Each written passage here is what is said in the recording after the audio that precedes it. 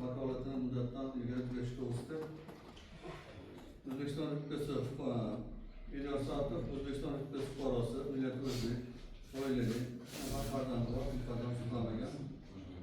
Xalq banki Yangiqo'rg'on bank xizmatlari markazi rahbari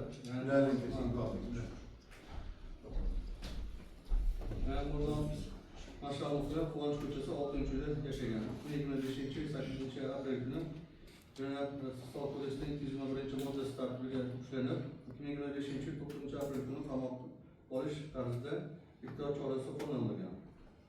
Aybloq xulosasi nusxasi 2025-31 kuni olgan. O'zbekiston Respublikasi Jinoyat kodeksining 167-moddasi 3-qismining A bandi, 169-moddasi 2-qismining B bandi, 177-moddasining 4-qismining A bandi, 206-moddasining 2-qismining A bandi, 209-moddasi 2-qismining A bandi bilan ayblangan.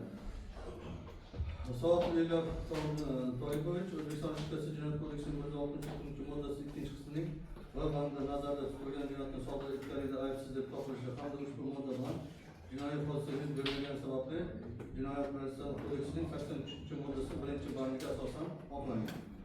Soat Elyor Toyibovich O'zbekiston Respublikasi Jinoyat kodeksining 167-moddasi 3-qismining A, G bandlari, 28-177-moddasining 4-qismi A bandi, 206-moddasi 2-qismining A bandi, 209-moddasi 2-qismining A bandi nazarda tutilgan jinoyatlarni sodir etganlikda aybdor deb topilsin.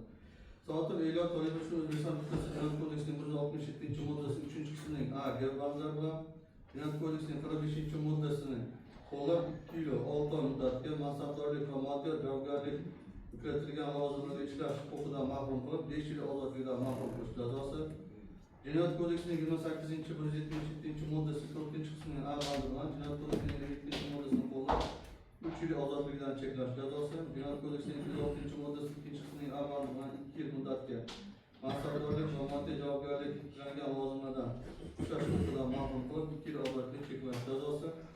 Jinoyat kodeksining 209-moddasi 2-qismining A bandi bilan 2 yil muddatga mansabdorlik va moddiy javobgarlik yuklatilgan lavozimlarda ishlash huquqidan mahrum qilib 2 yil ozodlik cheklash jazosi tayinlangan. O'zbekiston Respublikasi Jinoyat kodeksining 59-61-moddalariga asosan tayinlangan jazolarni qisman qo'shish, uzr kesil 3 yil muddatga mansabdorlik va moddiy javobgarlik yuklatilgan lavozimlarga ishlash huquqidan mahrum qilib 6 yil ozodlikdan mahrum qilish jazosi tayinlangan. Jazo o'tash muddati 2005-yil 28 aprel kunidan boshlab hisoblanib, umumiy tartibli qamoqxonada o'tashini sudlanuvchi Elyor Satovga nisbatan qo'llanilgan ehtiyot chorasi hukm qonuniy kuchga kirgunga qadar o'zgartirishsiz qoldirilsin. Doimiy komissiya yig'ilishida bildirilgan fikrlarni ko'rib chiqqanda xalq deputatlari Yangiqo'rg'on tuman kengashi deputati Elyor Satovning vakolati muddati ilgari tugatish yuzasidan tayyorlangan qaror loyihasi sessiya kun tartibiga kiritilgan. Bunga qo'shimcha qilib, xalq deputatlari Yangiqo'rg'on tuman kengashining 2024-yil 3-dekabrdagi xalq deputatlari Yangiqo'rg'on tuman kengashining doimiy komissiyalarini tuzish va shaxsiy tarkibni tasdiqlash to'g'risidagi 7-chaqirim 2-sessiyasidagi 10-sonli farmonning 1-sonli ilovasiga o'zgartirish kirish to'g'risida Elyor Satovning deputatlik tugatilganligi uchun o'rniga tuman hokimi Najmiddinov Asadullo Akramovich mahalliy byudjet doimiy komissiyasi tarkibiga kiritish. Albatta endi bu masala har bir deputat o'zi bo'lishi kerak. Ogoh bo'lish kerak. Boshqa ish shu masala. Chunki yaqinda bizni safimizda o'tirgan yigit endi qonun bo'yicha iloji yo'q, endi deputatlik vakolatini mahrum qilinayapti. Elyor Satov bu masalani ham endi qaror tasdiqlab qo'ysalar. Undan keyin Satov Elyor Toyibovich o'rniga doimiy komissiyaga, undan keyin bu haligi byudjet komissiyasi tuman hokimi Asad Najmiddinovga shu komissiyaga kiritish bo'yicha takliflarni ma'qullashdi.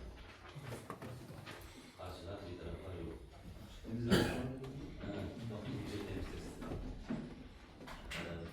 Tursunboy aka kimga savollar yo'qmi?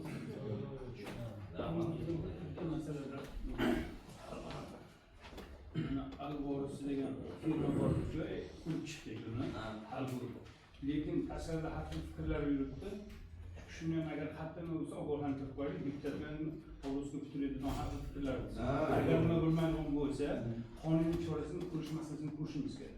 Bu deputatlar bu yerda odamlar bu bilimsiz yo boshqa degan nimada Hayır, bu olaydan bir fikir yok adamlardan 2 yılını uğraşacak olacak.